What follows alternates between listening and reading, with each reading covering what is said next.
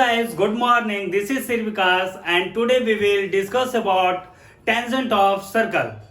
So let us begin the class.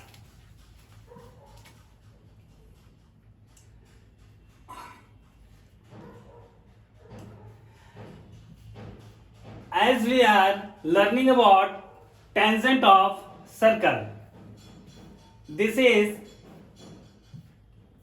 a circle of center O and its radius is R. On the circumference there is a point named A and it is a line which name is L and M, and this line LM is called tangent of circle. As we say that LM is tangent line at the point A of circle O, of circle C, of center O and radius R. कहा जा रहा है कि LM जो है ना, यह जो आपका LM है ना, जो एक लाइन है, कैसा लाइन है? तो टेंजेंट लाइन है. कहां पे? तो एट द पॉइंट ए पर टेंजेंट है ना. जो सर्किल सी जिसका centre O and radius R है, ओ सेंटर वाले सर्किल और आर रेडियस वाले सर्किल का ए बी जो है ना, एलएम जो है ना, टेंजेंट लाइन है. Okay, now come to the definition of tangent line. कहा जाता है कि tangent line to a circle. Tangent line का होता है सर्कल पे होता है. It is a line that touches the circle at exactly one point.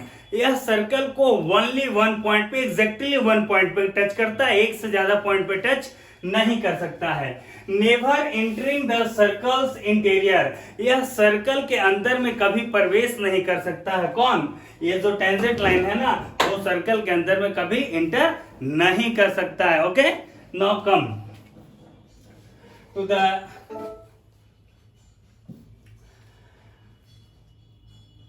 LM. हमारा टेंजेंट हो गया. अब हम लोग बात करते हैं कि यदि पॉइंट ए से एक दूसरा टेंजेंट ड्रॉ करने की कोशिश करेंगे तो क्या होगा. तो चलिए एक दूसरा लाइन ड्रॉ करके हम लोग देखते हैं. यदि आप दूसरा लाइन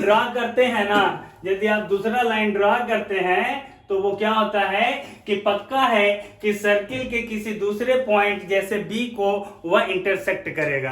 यह सर्किल को दो पॉइंट पे टच कर रहा है. दैट्स वाई ये जो लाइन है हमारा, ये कभी हमारा टेंजेंट लाइन नहीं हो सकता है. तो इस लाइन को क्या बोलेंगे हम लोग? तो इस लाइन को बोलेंगे हम लोग सेकंड लाइन. कहा जाता है कि second line other than tangent, यानी टेंजेंट के अलावे, ये हमारा टेंजेंट लाइन है ना, टेंजेंट लाइन के अलावे जितने भी लाइंस आप ड्रॉ कर लीजिए, टेंजेंट के अलावे टेंजेंट पॉइंट पे जितना भी लाइन ड्रॉ कर लीजिए, वे सभी लाइन सेकंड लाइन होंगे, वे टेंजेंट लाइन नहीं होंगे. किसी भी पॉइंट पे एक यूनिक टेंजेंट लाइन होता है, इसके अलावा कोई सेकंड टेंजेंट लाइन नहीं हो सकता है. चलिए हम बात को आगे बढ़ाते हैं. जैसा कि हम देख सकते हैं कि एक सर्कल हम लोग लेते हैं जिसपे कई पॉइंट्स होते हैं. इसके सर्कमफेरेंस पे कई पॉइंट्स होंगे ना, कई points, many and many much points होंगे. और हर पॉइंट पे एक टेंजेंट ड्रॉ किया जा सकता है. हर पॉइंट पे एक टेंजेंट हम क्या कर सकते हैं? ड्रॉ कर सकते हैं. हर पॉइंट पे एक टेंजेंट हम ड्रॉ कर सकते हैं, है कि नहीं? चलिए, बहुत अच्छा. तो हर पॉइंट पे एक हम टेंजेंट ड्रॉ कर लेते हैं. हर पॉइंट पे एक टेंजेंट हमने ड्रॉ कर लिया. तो इस तरह से हम कह सकते हैं क्या कि infinite tangent can draw. Infinite unique tangent are draw. Infinite unique tangent are possible at each point of the circumference of the circle. Circle के सर्कमफेरेंस के प्रत्येक पॉइंट पे हर एक यूनिक पॉइंट पे हर एक यूनिक टेंजेंट हम ड्रॉ कर सकते हैं, हर पॉइंट पे एक एक टेंजेंट ड्रॉ किया जा सकता है। बात समझ में आ रही है आप लोगों को? चलिए ठीक है, अब हम बात को आगे समझेंगे। हमारा नेक्स्ट बात है जिसमें हम लोग देखेंगे tangent of circle from various position. हम लोग टेंजेंट की बात करेंगे कि अलग अलग पोजीशन से यदि सर्कल पे टेंजेंट ड्रॉ किया जाए तो वो कैसे कैसे होंगे। तो सबसे पहले हम लोग बात कर लेते हैं कि only two tangents are possible from the unique point exterior of the circle. यदि सर्कल के एक्सटीरियर में, सर्कल के बाहर में कोई एक पॉइंट हो ना, तो उस पॉइंट से ओनली टू टेंजेंट ड्रॉ कर सकते हैं, दो से ना तो ज्यादा और ना तो दो से कम। Only two tangent can be draw. चलिए हम लोग एक सर्कल लेते हैं और सर्कल के एक्सटीरियर में एक पॉइंट लेते हैं जिसका नाम हम लोग P रख देते हैं, और इस P से हम लोग दो टेंजेंट ड्रॉ कर सकते हैं। एक का नाम हम लोग क्या दे देते हैं, एक का नाम हम लोग दे देते हैं PA, और दूसरे का नाम हम लोग क्या रख लेते हैं, दूसरे को नेमिंग दे देते हैं हम लोग PB। तो इस तरह से हम कह सकते हैं कि PA जो है ना और PB जो है ना, ये दोनों क्या है, टेंजेंट है। ये दोनों क्या है, टेंजेंट है, ठीक है। और ये दोनों टेंजेंट्स आपस में क्या होते हैं, इक्वल होते हैं। तो हम इस तरह से कह सकते हैं कि length of tangents from exterior point of the circle are equal. यदि सर्कल के एक्सटीरियर पॉइंट से दो टेंजेंट ड्रॉ किया जाए, एक्सटीरियर पॉइंट से सर्कल पे दो टेंजेंट ड्रॉ किया जाए, ऐसे तो लाइन बहुत बड़ा होगा ना, लाइन बहुत बड़ा होगा ना, लेकिन सिर्फ हम उस लेंथ की बात कर रहे हैं जो एक्सटीरियर पॉइंट से कॉन्टेक्ट पॉइंट यानी टेंजेंट पॉइंट तक का लेंथ होता है। एक्सटीरियर पॉइंट और टेंजेंट पॉइंट का जो लेंथ होता है वह हमेशा आपस में क्या होते हैं, इक्वल होते हैं। बात समझ में आ रही है?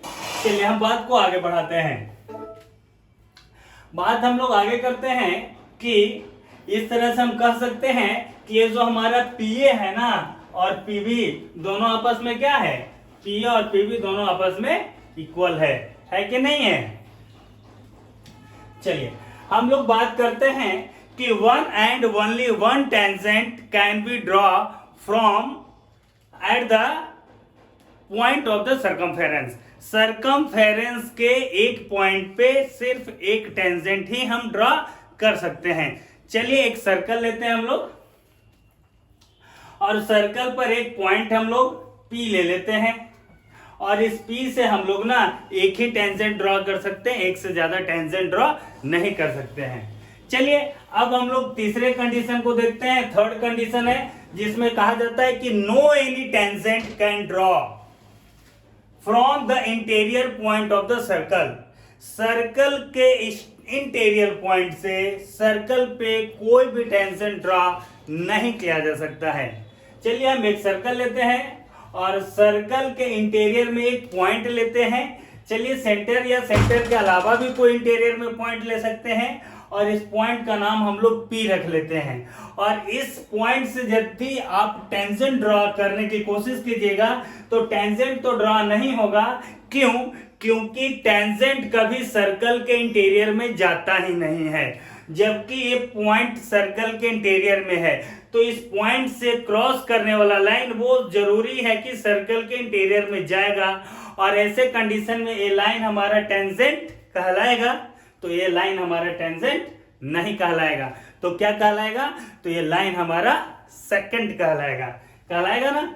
चलिए बात यहां तक समझ में आई, तो अब हम बात को आगे बढ़ाते हैं और आगे हम लोग सीखने वाले हैं कॉमन टेंजेंट के बारे में। ओके, तो चलिए क्या होता है कॉमन टेंजेंट, उसको हम लोग समझेंगे। कॉमन टेंजेंट यानी वैसा टेंजेंट जो टू और मोर देन टू सर्किल को टच करे, है ना। यहाँ पे हम लोग टू सर्किल का कॉमन टेंजेंट के बारे में बात करेंगे। चलिए हम लोग दो सर्कल ले लेते हैं। हम लोग दो सर्कल ले लेते हैं और वैसा लाइन जो दोनों सर्कल को टच करे। तो आप देखिए कि यहाँ पर ये जो लाइन है ना दोनों सर्कल को टच कर रहा है, टच कर रहा है कि नहीं कर रहा है? यदि दोनों सर्कल को टच कर रहा है तो ये लाइन कैसा लाइन कहलाएगा? टेंजेंट लाइन कहलाएगा।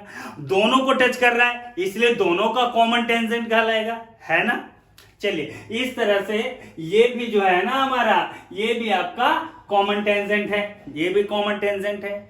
क्या इससे अधिक कॉमन टेंजेंट हम ड्रॉ कर सकते हैं? तो हाँ, इससे अधिक कॉमन टेंजेंट ड्रॉ किया जा सकता है। यदि आप इस तरह से टेंजेंट ड्रॉ करते हैं तो ये जो टेंजेंट है ये भी सर्कल को 2 पॉइंट पे टच कर रहा है, यानी दोनों के लिए टेंजेंट कॉमन है।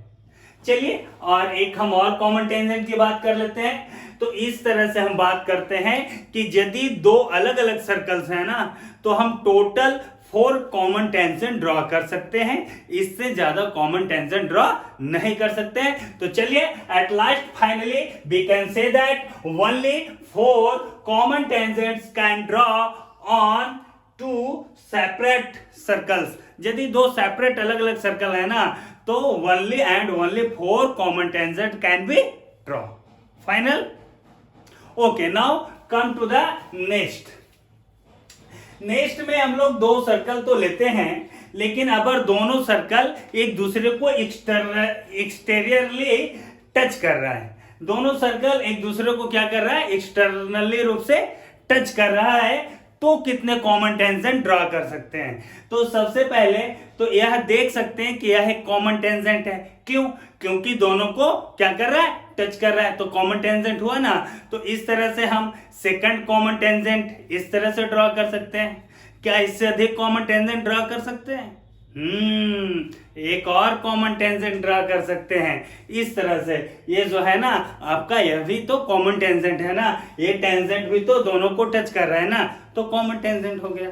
टोटल मिला के कितने कॉमन टेंजेंट ड्रॉ कर सकते हैं? तो 3 कॉमन टेंजेंट ड्रॉ कर सकते हैं। कब? जब सर्कल एक्सटर्नली रूप से दोनों को टच करे तब। इस तरह से फाइनली हम लोग कह सकते हैं कि only and only 3 common tangent are draw, है ना, on 2 different circle when touches externally. जब एक्सटर्नली टच करेगा तो हम लोग कितने कॉमन टेंजेंट ड्रॉ कर सकते हैं? तो हम लोग 3 कॉमन टेंजेंट ड्रॉ कर सकते हैं। बात समझ में आ रही है? यदि बात को समझ में आ रही है तो हम बात को आगे बढ़ाते हैं और आगे हम बात करते हैं कि क्या होगा जब दोनों सर्कल एक्सटीरियरली रूप से नहीं, दोनों एक दूसरे को इंटरनली रूप से टच करेगा। देखिएगा यहां पर भी 2 सर्कल है, लेकिन दोनों सर्कल ना बाहर से टच नहीं कर रहा है, दोनों सर्कल अंदर से टच कर रहा है। तो ये जो पॉइंट आप देख रहे हैं ना, ये दोनों का कॉमन पॉइंट है और इस कॉमन पॉइंट पे हम एक टेंजेंट ड्रॉ करते हैं। तो यह टेंजेंट जो है ना दोनों का कॉमन टेंजेंट कहलाएगा। क्यों? क्योंकि यह टेंजेंट बड़े वाले सर्किल को भी टच कर रहा है और ये वाली टेंजेंट जो है छोटे वाले सर्किल को भी टच कर रहा है, यानी दोनों के लिए यह कॉमन टेंजेंट है। ओके, यदि दोनों सर्कल एक दूसरे को इंटरसेक्ट करें, यदि 2 सर्कल एक दूसरे को क्या करें? इंटरसेक्ट करें, तो कितने कॉमन टेंजेंट ड्रॉ किया जा सकता है? तो चलिए सबसे पहले तो हम इस तरह से ड्रॉ कर लेंगे, तो यह एक कॉमन टेंजेंट हो गया। इसी तरह से हम सेकेंड कॉमन टेंजेंट को भी ड्रॉ कर लेते हैं। क्या इससे अधिक कॉमन टेंजेंट पॉसिबल है जब 2 सर्कल एक दूसरे को इंटरसेक्ट करे? तो हमारा जवाब होगा कि नहीं, no more than 2 tangent can draw when 2 circles intersect each other. That means it is final that only 2 common tangent can be draw when 2 circles are intersected each other. Final? तो this is the 4 conditions for common tangent. यदि आपने common tangent को समझा हो तो बात को हम आगे बढ़ाते हैं। ठीक है, चलिए आगे हम लोग बात करते हैं, जिसमें हम लोग बात करने वाले हैं प्रॉपर्टी ऑफ टेंजेंट लाइन की। किसकी बात करेंगे? प्रॉपर्टी ऑफ टेंजेंट लाइन की। हम लोगों को सबसे पहले यह प्रॉपर्टी देख लेना चाहिए कि radius is always perpendicular to the tangent at the point of contact. Radius जो होता है ना टेंजेंट पे परपेंडिकुलर होता है। कहां पे? तो eight the point of contact. चलिए इसको डिटेल से हम लोग समझते हैं। सबसे पहले तो मामला सर्कल का है, तो सबसे पहले हम लोग एक सर्कल ड्रा करेंगे। चलिए हम लोग एक सर्कल ड्रा कर लेते हैं और इस सर्कल का सेंटर हम लोग O बता देते हैं और इसका रेडियस क्या होना चाहिए, इसका रेडियस R होना चाहिए। चलिए इसके सरकमफेरेंस का एक पॉइंट P ले लेते हैं और इस P पॉइंट पे एक टेंजेंट ड्रॉ करते हैं। इस टेंजेंट का नाम यदि L M A B कुछ भी दे सकते हैं, तो यहाँ पर हमने इस टेंजेंट का नाम क्या रखा है, AB रखा है। ठीक है, अब आपको क्या करना है, प्रूव करना है कि ये जो रेडियस है ना, रेडियस इस टेंजेंट पे क्या होना चाहिए, इस टेंजेंट पे परपेंडिकुलर होना चाहिए, 90 डिग्री का एंगल बनाना चाहिए। इस बात को क्या करना है हमको, चलिए प्रूफ करना है। अब इसको हम एक तरह से क्वेश्चन अराइज होता है और इस बात को प्रूफ करने के लिए कहा जाता है। तो कहा जा रहा है कि prove that the radius of circle is always perpendicular on the tangent of the point of contact.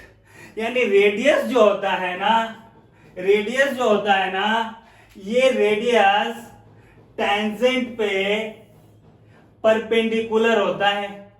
जहां पे रेडियस और टेंजेंट दोनों एक दूसरे को इंटरसेक्ट करते हैं, कांटेक्ट पॉइंट पे दोनों क्या होता है, परपेंडिकुलर होता है, 90 डिग्री का एंगल बनाता है। ऐसा आपको क्या करना है, प्रूफ करना है।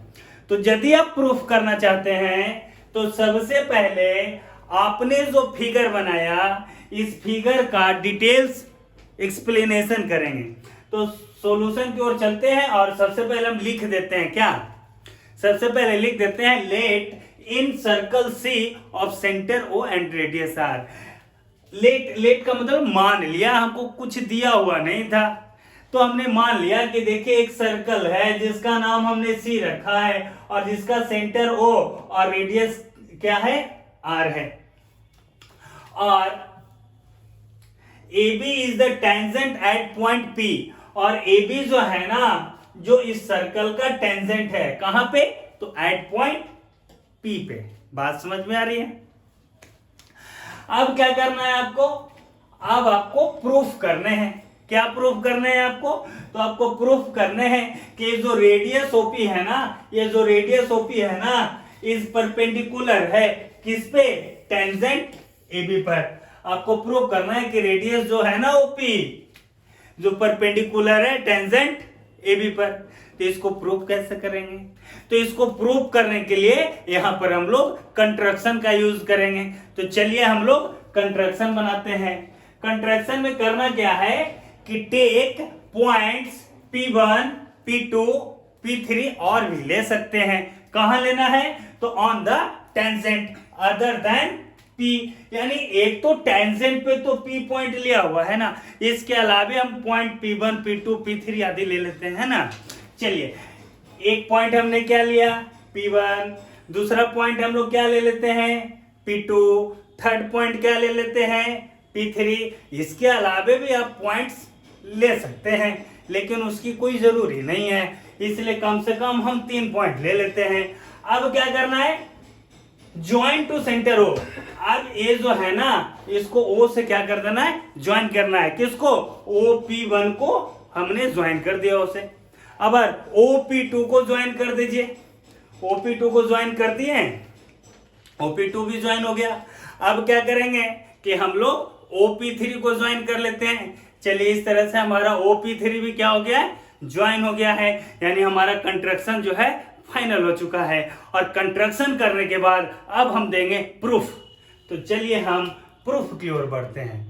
तो प्रूफ में हम इसको सबसे पहले कहेंगे कि देखो कि हेंस का मतलब यहां जो आप देख रहे हैं ना कि OP जो है ना, OP कौन है, OP है। OP क्या है, OP लेस देन है किससे, OP1 से। क्यों, क्योंकि हम जानते हैं कि सर्कल के एक ही पॉइंट पे टेंजेंट टच करता है, टेंजेंट का कोई सेकंड पॉइंट सर्कल को टच नहीं करता है।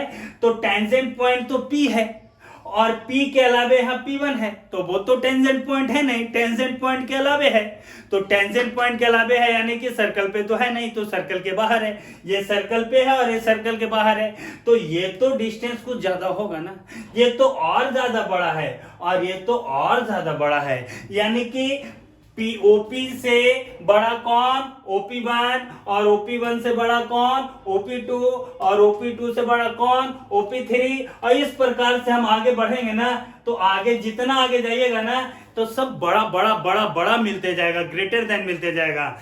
यहाँ पर कंक्लूजन क्या निकलता है, कंक्लूजन निकलता है ना कि ये जो OP है ना, OP is the shortest distance. Conclusion में निकलता है क्या, चलिए हम लोग कंक्लूजन निकालते हैं और कहते हैं कि hence OP is the shortest distance, so radius OP is perpendicular on tangent AB. Why? Because of we know that कि the shortest distance from any point to the line is always perpendicular. ये rule है, pre proved है कि किसी भी point से किसी line का डिस्टेंस का जो शॉर्टेस्ट डिस्टेंस होता है ना, वो ऑलवेज परपेंडिकुलर होता है। और ये जो लाइन है ना, ये जो लाइन है ना आपका, ये जो लाइन है ना, इस पॉइंट से सबसे शॉर्टेस्ट डिस्टेंस तो यही रखता है ना, बाकी तो सब बड़ा डिस्टेंस है। तो जो शॉर्टेस्ट डिस्टेंस है ना वो परपेंडिकुलर होता है, ऐसा बात प्री प्रूव्ड है। तो हम यहाँ पे कह सकते हैं कि OP is perpendicular on tangent AB। इस तरह से आपके क्वेश्चंस यदि आते हैं और आप इतना बातों को लिख देते हैं और लिख देने के बाद आप प्रूव्ड लिख देते हैं, तो समझिए कि आपने इस बात को प्रूव्ड कर दिया। अब हम लोग property of second tangent line, second property of tangent line को पढ़ेंगे, यानी टेंजेंट लाइन की अगली प्रॉपर्टी को सीखेंगे। तो चलिए अगली प्रॉपर्टी की ओर चलते हैं आपको लेकर। आप नेक्स्ट प्रॉपर्टी देख सकते हैं जिसमें आपसे कहा जा रहा है, नेक्स्ट प्रॉपर्टी में आपसे कहा जा रहा है कि prove that the length of tangent the exterior point of the circle are always equal. Prove that, prove करना है आपको क्या, the length of tangent drawn from the exterior point of the circle is always equal. मामला circle का है, तो सबसे पहले हम एक सर्कल बना लेते हैं। चलिए इसका सेंटर को O से डिनोट कर देते हैं और इसका रेडियस हम लोग R रख देते हैं। इसके रेडियस को हम लोग क्या बोल रहे हैं, R बोल देते हैं। और इसके एक्सटीरियर में एक पॉइंट ले लेते हैं और इसका नाम हम लोग क्या रख लेते हैं, इसका नाम हम लोग P रख लेते हैं। अब इस एक्सटीरियर पॉइंट से दो टेंजेंट ड्रॉ किया जा सकता है। आप तो जानते हैं ना कि दो टेंजेंट ड्रॉ कर सकते हैं। एक टेंजेंट कौन सा ड्रॉ कर लेते हैं, जिसका नाम दे दीजिए आप लोग, इसका नाम क्या ले लें हम लोग, इसका नाम हम लोग PA रख लेते हैं, क्या है ना। अब दूसरा टेंजेंट खींचेंगे और उसका नाम हम लोग क्या रख लेते हैं, उसका भी नाम हम लोग PB रख लेते हैं। इस तरह से अब हमको करना क्या है कि एक्सप्लेन कर देना है कि आपने जो फिगर बनाया, आपने क्या फिगर बनाया, तो आपने एक सर्कल बनाया जिसका सेंटर को O से डिनोट किया और रेडियस को R से डिनोट किया।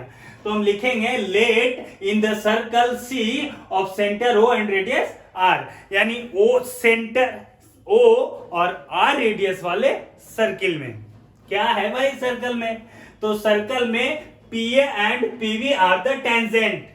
PA है ना और PB जो है ना वो क्या है, टेंजेंट है। फ्रॉम एक्सटीरियर पॉइंट P, ये जो P एक्सटीरियर पॉइंट है ना वहां से टेंजेंट है।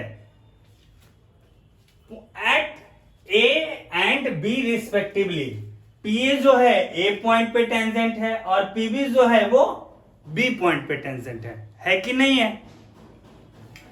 अब हमें क्या करना है, प्रूफ करना है। क्या प्रूफ करना है आपको, कि PA जो होगा ना जो PB के इक्वल होगा, यानी ये जो आपका PA का लेंथ और PB का लेंथ दोनों आपस में इक्वल होगा। तो इसके लिए आपको कंट्रैक्शन करना है। कंट्रैक्शन में क्या करना है आपको, तो ज्वाइन करना है। किसको, OA को ज्वाइन करना है, OB को ज्वाइन करना है और OP को ज्वाइन करना है। तो चलिए सबसे पहले हम OA को ज्वाइन कर लेते हैं, है ना। OA ज्वाइन हो जाएगा, उसके बाद हम लोग OB को ज्वाइन कर लेंगे। चलिए यदि आपको OB भी ज्वाइन हो जाता है तो अब आपको क्या ज्वाइन करना है, OP को ज्वाइन कर लेना है। और इस प्रकार से यदि तीनों ज्वाइन हो जाता है तो अब हम प्रूफ की ओर चलेंगे और हम क्या देंगे, इसको प्रूफ देंगे। हम बोलेंगे यहां पे प्रूफ देंगे हम, और हम बोलेंगे अगला को क्या बोलेंगे, बोलेंगे कि देखिए कि यहाँ पे दो ट्रायंगल आपको दिख रहा होगा, एक ट्रायंगल OAP और दूसरा ट्रायंगल OBP। दो ट्रायंगल्स आपको दिखे और दोनों कैसा ट्रायंगल आपको दिखा, राइट एंगल ट्रायंगल दिखा। यदि आपको नहीं दिखा तो चलिए मैं दिखला देता हूं। यहाँ पर आप देख सकते हैं तो एक ट्रायंगल आपको दिख रहा होगा और यहाँ पर आपको एक सेकंड ट्रायंगल दिख रहा होगा। और ये जो दोनों ट्रायंगल है ना, जो कैसा ट्रायंगल है, राइट एंगल ट्रायंगल है, राइट। अब इस बात को हम लिखेंगे, कहेंगे कि देखिए कि यहां पे दोनों ट्रायंगल में जो हमारा ए साइड OA और OB है ना, दोनों साइड आपस में क्या है, इक्वल है। क्यों इक्वल है, क्योंकि दोनों रेडियस है, ठीक है। फिर उसके बाद इस ट्रायंगल का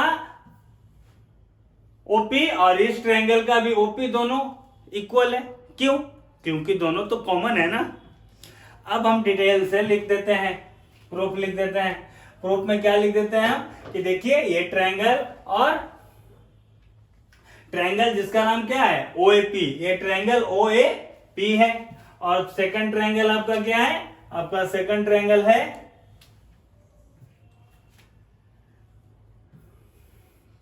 OBP। सेकंड ट्रायंगल आपका कौन सा है, सेकंड ट्रायंगल है आपका OBP। एक ट्रायंगल OAP और सेकंड ट्रायंगल OBP। ये दो ट्रायंगल के बारे में हमको लिखना है प्रूफ में। तो चलिए इन दोनों ट्रायंगल के बारे में हम लोग लिखेंगे। क्या लिखना है उसको देख लेते हैं। तो इस दोनों के बारे में लिख दीजिए कि यहाँ पर जो ट्रायंगल आप देख रहे हैं ना, इन दोनों ट्रायंगल में यहाँ OA और इस ट्रायंगल में OB, दोनों आपस में क्या है, दोनों आपस में इक्वल है। तो चलिए इस बात को लिख देते हैं कि OA is equal to OB। Reason दे देते हैं, बिकॉज ऑफ रेडियस, क्योंकि दोनों एक ही सर्किल का रेडियस है, इसलिए दोनों आपस में क्या होंगे, इक्वल होंगे। अब देखिए OP की बात करेंगे, किसकी बात करेंगे, OP की बात करेंगे। कहेंगे कि ये जो OP है ना, जो दोनों ट्रायंगल में कॉमन है, यानी उस ट्रायंगल का OP और इस ट्रायंगल का OP दोनों इक्वल है। चलिए इस बात को लिख देते हैं कि OP is equal to OP। Reason दे दीजिए क्यों इक्वल है, तो बिकॉज दोनों कॉमन है। दो बातें हो गई, एक बात और आपको करना है। एक बात में एंगल के बारे में बता दीजिए कि यहाँ पर जो एंगल A है ना और यहाँ एंगल B है ना, दोनों एंगल आपस में क्या है, इक्वल है। रीजन दे दीजिए कि क्यों इक्वल है, because radius perpendicular to the tangent. हम लोग पिछले प्रॉपर्टी ऑफ ट्रायंगल में पढ़े थे कि radius is always perpendicular on tangent. तो यहाँ पे रेडियस है ना और ये टेंजेंट है ना, तो यहाँ पर ये परपेंडिकुलर होगा तो 90 डिग्री तो बनेगा ही बनेगा। चलिए ये भी तो रेडियस है ना और ये टेंजेंट है, तो यहाँ पे भी परपेंडिकुलर बनेगा, तो दोनों 90 डिग्री का होगा। तो इसी बात को हम लोग यहाँ पे लिख दिया है कि angle A equal to angle B। Reason में दे दिया है क्या, कि दोनों because radius always perpendicular on tangent, है ना बात। चलिए अब ये तीन बात देख लेने के बाद आपको दिख रहा होगा कि ये जो है आपका राइट एंगल है, फिर उसके बाद ये जो है आपका हाइपोटेनस है और ये जो है ना आपका साइड का काम कर रहा है। और हम जानते हैं कि यदि दो